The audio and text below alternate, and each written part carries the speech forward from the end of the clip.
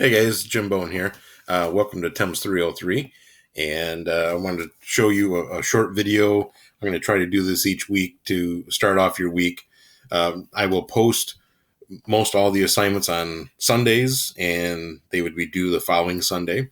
And so I'm going to try to make these somewhere around an hour or two each week. I figure with a 3 credit class, 1 or 2 hours is probably pretty doable. So let me tell you a little bit about myself first.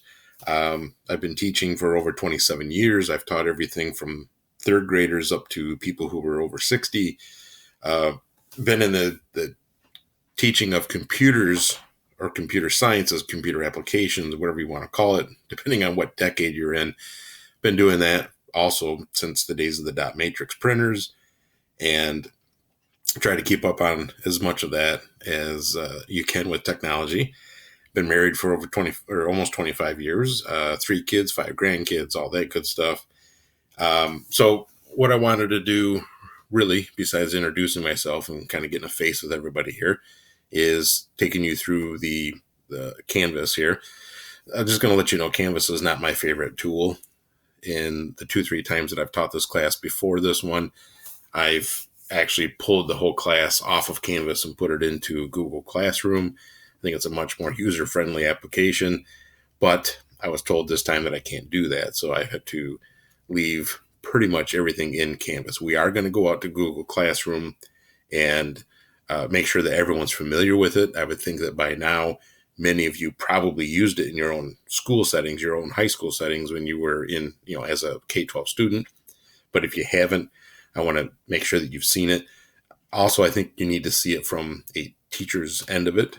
So it probably, you'll think of it differently than you did when you were a student. So let's get into the home page here of Canvas, just giving you some little background about the class. A link here, there's this thing called 21 Things for Teachers. This is a course that the state of Michigan has put online, and a lot of Michigan school districts use it for their PD hours or the extra hours that you will need as a beginning teacher. You're going to have more PD hours than the rest of your colleagues at school. So you remember this as one of the things that you could possibly be doing. Let's go to the syllabus. And I just threw the PDF link on here so that you can have it. Again, I'm probably not going to use all the bells and whistles on Canvas. I don't think they're necessarily what we need to be doing. So going down through all the hullabaloo that they make me put on here, let's get down to the first week. So this will be due next Sunday, the 19th. Having you watch the screencast, which you're doing right now. And I want you to post a bio of yourself on the discussion board in Canvas. At a minimum, talk about these things, the subject you're going to be certified in, what's your experience with online classes, did you like them, did you not like them? Help me with this part. I usually get some pretty good information from you guys at this point. What do you prefer in online classes? What was good? What was bad? What can I make sure that I try to improve from your previous experiences? And then give yourself an overall rating on your comfort with technology of a scale of 1 to 10, and then come down and complete the first thing of the 21 things. So if I click on that link, this is going to take us to the 21 Things for Teachers website. It gives you a nice little introduction, lets you read about what we're going to be talking about. What I really like about this program, the 21 Things, it's updated constantly. The things that I'm seeing for you guys to be doing, it's the same basic assignment. If I come over here and click assignment, it's the same basic assignment, but they update the materials every year. This is not the same video they had before. This is not the same picture even they had before. So it does get updated, which is really important for technology, right? I mean, one of the things I'm going to keep telling you over and over again is I'm not here to make you an expert in X, Y, and Z tools, other than Google Classroom, which I think is going to be around for a while. And I think most K-12 districts are going to use something very similar to it, if not that, because when it comes down to it, it's free.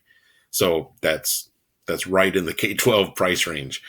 But other than that, I'm not going to make you an expert in something, because by the time you actually get a classroom, that's going to be old news and there'd be something else for you to learn.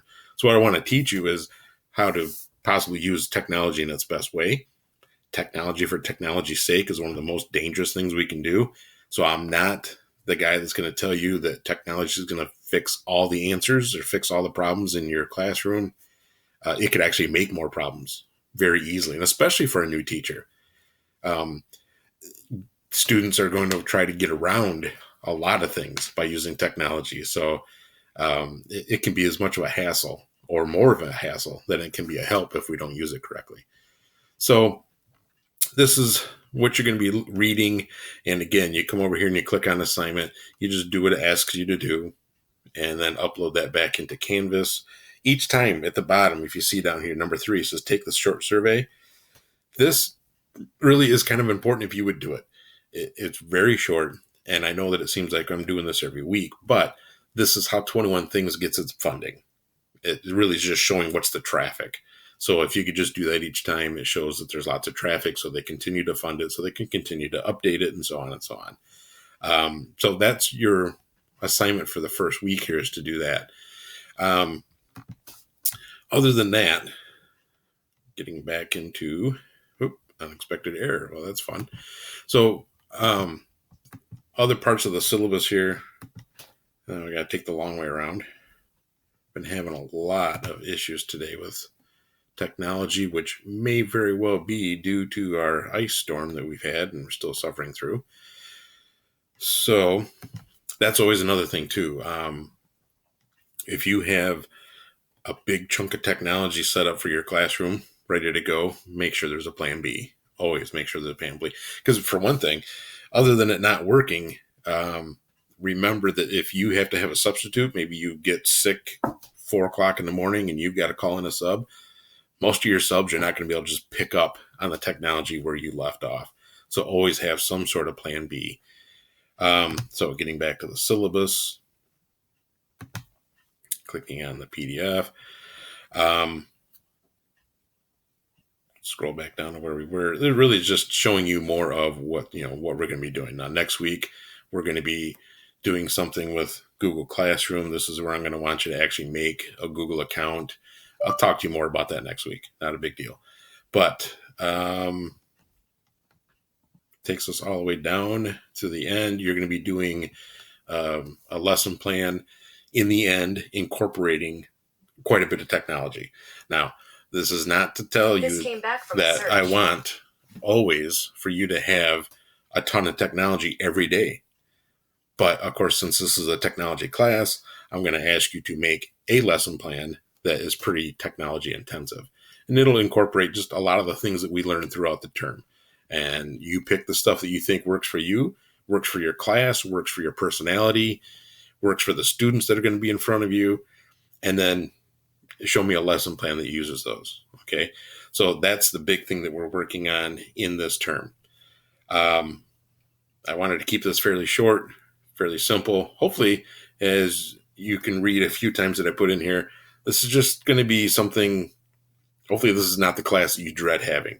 This should be a class that's not so much work that you can't get it done.